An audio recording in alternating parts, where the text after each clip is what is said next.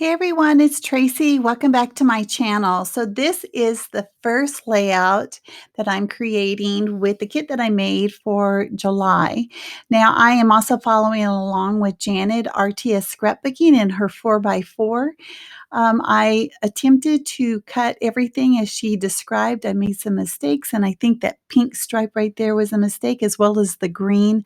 I don't think the pink stripe was wide enough. I think I only cut it an inch. I think it was supposed to be an inch and a half. It's okay, I'll survive.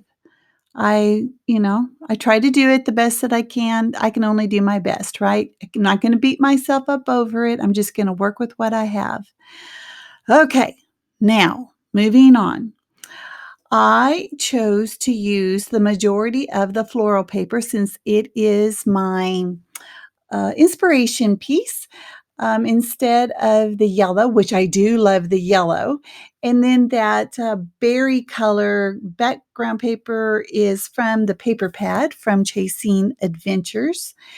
And that was part of the kit as well. And I decided to put the strips, as you can see, to separate those two papers. And so one of the things I wanted to mention is that I was going to try to do, for the first layout, do one photo, the second layout doing two, the three, on it up to four. Guess what? I'm going to do it. I have the photos already pulled. I'm hopeful that it will all work out perfectly. Anyway, I'm very excited about that because that is a challenge for me. I did want to do a mat behind the photo. It was getting a little lost with that beautiful floral paper. And I did mention I love the pink round element with the felt pom-poms around it. So I'm going to use that to start off with. I love it. And I think it's I don't know, I just really like it. It's not, it's from Willow Lane, so it's not even part of this collection, and that's the great thing about these kits. You pull things out that match. It doesn't matter. In fact, it's probably better that it's not from the same kit. I know a lot of people tend to do that. I do that too, especially when I'm in a huge hurry. But I really like my kits better when it's a mix of stuff.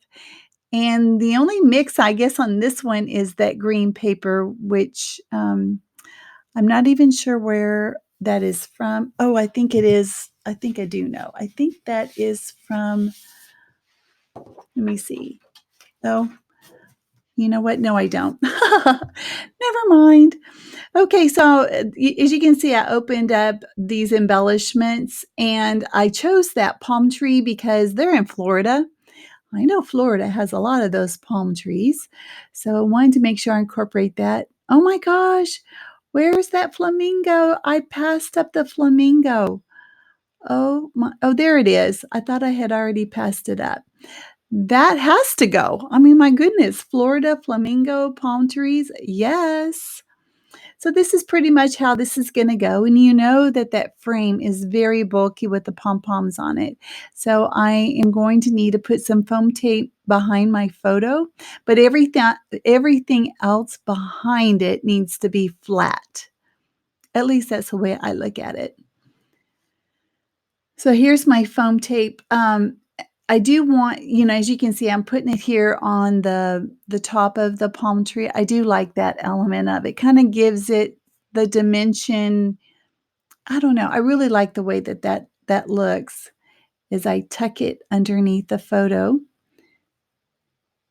Everything I got, I didn't pull anything extra. Everything was from the kit that I showed last week, except for the papers that one green paper that I messed up on. It's all good. All right, so just using some wet glue to glue this frame down. You could use the ATG gun, but it's easier for me if I just use the wet glue. I feel that the bond is a little stronger too. If you do anything with gesso on it, you definitely need to use wet glue because that ATG gun just won't stick. So I need to use some precision here because when I put my photo back down, it's kind of, it's not even, I don't want the photo kind of, bending when I put it into, the scrapbook, for my niece. I want it to still be pretty, stand up pretty good. So that's why I was kinda messing with it, especially these pieces right here. Okay, and then even on the end of this because, um, just because one side was lower than the other. I know you guys I can't talk. I don't know what's wrong with me. I do know what's wrong with me, and it's called, school. I get so, I use up all my brain, y yeah, just like that. I'm using it all up, with school and not with thinking about scrapbooking, which I'm just miss it. So here's another palm tree and the puffy stickers. Oh my gosh, it's the very first one I pull. I love these puffy stickers.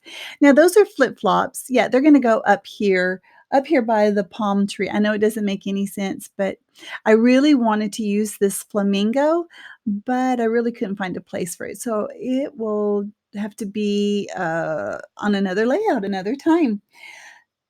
Because they drove to Florida instead of flying, I wanted to change that airplane that was on that tag to this little pink car, and I thought that was cute. And I do all of my sequins. Now, one thing I don't believe I show is my, title.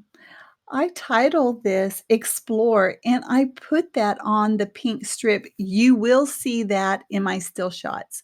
This is the word explore or alpha that I had pulled. Um, I really like the way that it looks. I think it pulls it all together.